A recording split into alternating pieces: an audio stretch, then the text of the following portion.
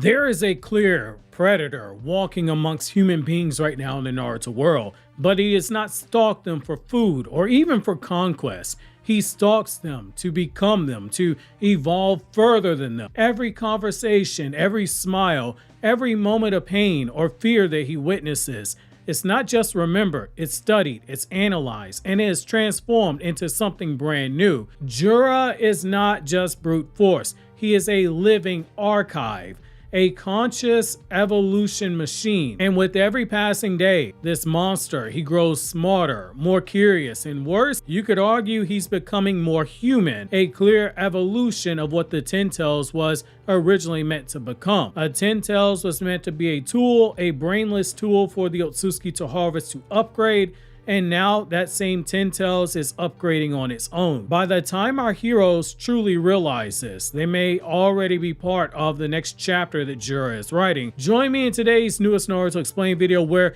we're going to take a look at the new official information that we have about the current antagonist of the manga, Jura, that is given to us directly via Ikemoto, that officially makes this character someone who's already powerful into an even bigger monster, perhaps the biggest monster to ever walk the face of the planet. Given the volume of information that we have, the last few videos have been covering the lore dump that we got via that 9th anniversary interview Q&A for Boruto being a monthly manga for 9 years and counting. And the next couple of videos will be focusing on the remainder part of that information, and then we'll go back to our regularly scheduled Naruto and Boruto lore videos that the editors have worked on that have been on Patreon behind a paywall. So who exactly is Jura? Well, let's go over some of the basics as we look into what Ikemoto has said. Jura, the leader of the Shinju introduced in Boruto 2 Blue Vortex, he is physically terrifying. He is someone that is faster than the ocular dojutsu that we have in this series can track, someone who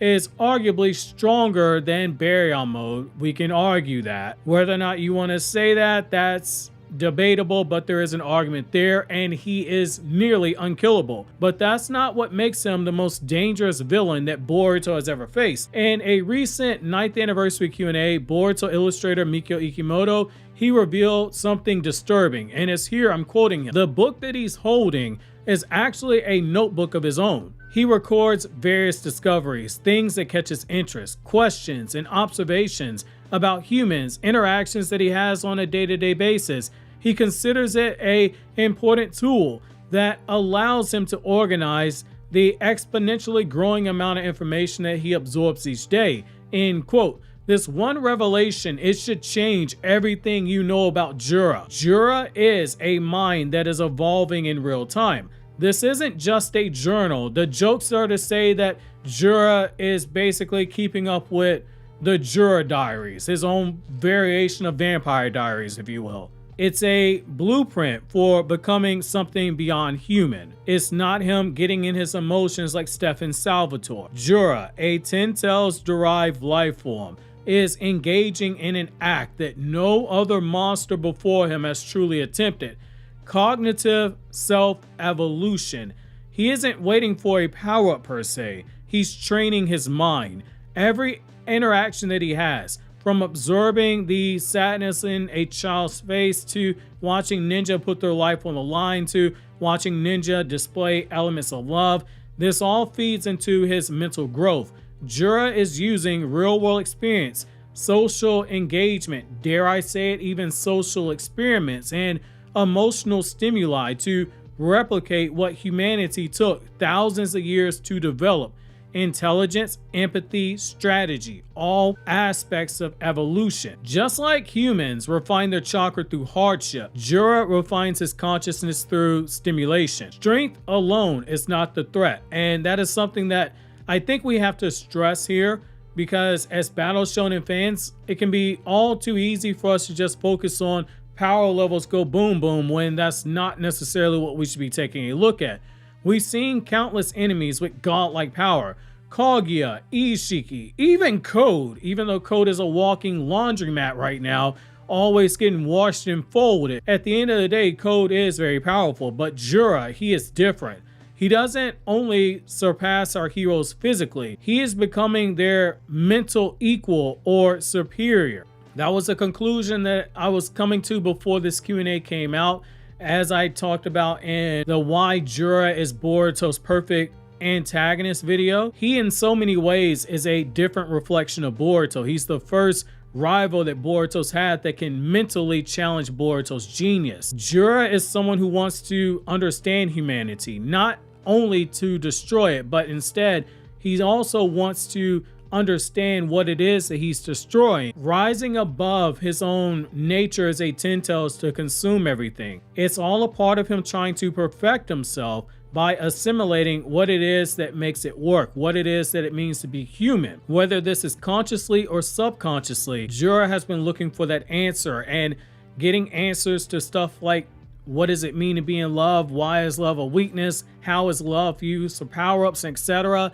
This is all information that can be used to better Jura. In a sense, Jura is undergoing a form of psychological reincarnation, a being born without a soul, the only one of the 10-tailed Shinju that we have that was not made from any human being. Jura is a tabula rasa. He is a blank slate, and he is trying to basically build on that blank canvas that is himself through methods of observation and evolution. He watches humanity because you could argue he is on the path to becoming something more dangerous than any Otsutsuki that we've ever met in the series. And I don't just mean power. I mean, he's becoming a monster that feels. Let me restate that. He is becoming a monster that feels. The full-blooded Otsutsuki that we've met so far, the only one that showed an inkling of understanding human emotions was Kaguya, and that's largely because of what we saw in the anime filler that went over her backstory that was never in the manga, where Kaguya took a ride on Space Mountain and ended up with a couple of twin babies 9 months later. Jura is on pace to become an even bigger monster than Kaguya for that reason, because it isn't necessarily that he's feeling emotions, but he is understanding the emotions, and understanding inevitably leads to feeling. And this makes it even more interesting when you look at the Buddhist analysis, because he is a monster that is seeking enlightenment. Again, a polar opposite of Boruto. So in Buddhism, there's a concept known as Bhavatana, which is the craving for existence and becoming. It is considered to be one of the root causes of suffering. Jura embodies this concept to its extreme when you look at his character. He is a being that is born from pure instinct and desire. The ten tails hunger for more chakra, more growth. It is shaped into a sentient creature that we know as Jura. But now Jura not only craves existence, but also evolution through awakening. This makes him a perverted mirror to the Bodhisattva path that Boruto's on, where the Bodhisattva seeks to gain wisdom to help others escape from suffering, in the way that Boruto is taking the wisdom from Kashin Koji and trying to lead the world down to a timeline where there's an ideal outcome where everyone lives. Jura is seeking wisdom to amplify his own power, to understand his power, and ultimately evolve. That's why he's asking, what happens if I eat a chakra fruit? Now we know he's written that information down in his notebook. Ikemoto specifically said the guy's writing down questions inside his book. No matter the consequences to others is the toll that he's willing to pay, as long as it can get him the information he desires. He absorbs knowledge, a lot like a monk that is seeking enlightenment, but where the monk renounces his ego, Jura is basically growing his with every interaction we see him in. He is a Shinju Siddhartha, but instead of sitting beneath the tree to find peace, he uproots it to discover how it breaks, making it even more ironic to use that example because Jura is basically a tree in himself. That is why Boruto referred to him as a tree, because he is a ten tails. This goes even deeper when you look at his journal. That's the scariest weapon in this series. Not the 6 past tools that are sitting in Tintin's shop. Jura's journal should be viewed as the scariest weapon in the Naruto franchise.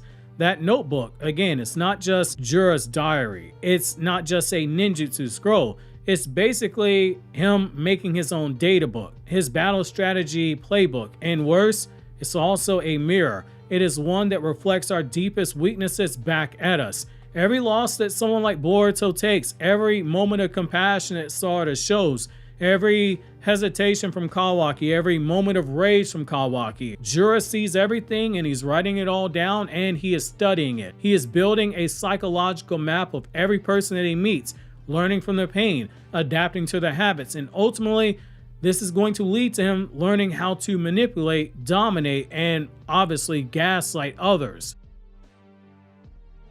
It's important to realize that as our heroes grow, so too is Jura. He is the real terror. Just as Boruto trains and grows stronger, just as Sarada awakens her Mangekyo Sharingan and releases mental blocks that she has on her power, Jura's own mind, it is undergoing his own training arc of its own. Just as Kawaki is telling Amato, make me strong enough to deal with a guy like Jura. Unlock all of Ishiki's attack power, use scientific ninja tech and any other methods you need to make me stronger. Jura's mind is becoming stronger. When our heroes gain new experiences, we see them gain new jutsu, resolve, power, and wisdom. But so too does Jura, because every experience they go through, he's basically watching it, he's remembering it. Every interaction that they have with the Shinju is how he's able to do that. This turns every battle into a double-edged sword. Even when they win, Jura's already learned something new, and he'll never make the same mistake twice. He got hit with the Rasengan Uzuhiko and he said, oh, that's cute, watch this. And now Boruto's shitting bricks. He is a final exam that they can't really study for because he's already studied them. This gets even crazier when you look at the symbolism and what this means in terms of an endgame for Jura's character arc. Jura represents the Buddhist fear of unrestrained craving, not for money or for pleasure, but for existence itself. He is the opposite of Naruto, which makes him so interesting in the sense that he originally wanted to target Naruto. Naruto was somebody who found strength in the form of love and bonds. Jura seeks strength in the form of detachment, observation, and cold surgical evolution. In the end, he could become something worse than any god or demon we've met before, a being who has no natural end, because as long as humanity continues to evolve, Jura is attempting to evolve along with it. And what do you call something that evolves forever? Well, you call that inevitable. Basically, Jura is just getting started, and that notebook that he's writing in, it's just going to keep expanding with information. Once we look at how we view the Ten Tails, it becomes even more clear. We once feared the Ten Tails as being a beast of destruction. Now we face a Shinju that is walking, it is speaking, it is learning, it is growing, it is evolving. Jura's journey, it isn't just physical, it's mental, it's philosophical, it's spiritual.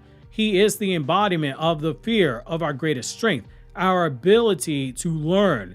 It can also be something that is weaponized against us. You should really think of Jura as basically being like an AI. They talk about how AI right now is on pace to displace a majority of white-collar jobs within the next 5 years. Just as AI is rapidly growing and advancing, Jura in so many ways is an AI. And the worst part, Jura doesn't necessarily need to defeat Boruto in battle through sheer physical strength. He's already basically in the process of doing that. Jura, what makes him so deadly is that he is consciously trying to outgrow everybody. So the next time you see Jura casually flipping through that notebook, remember, he's not reading history.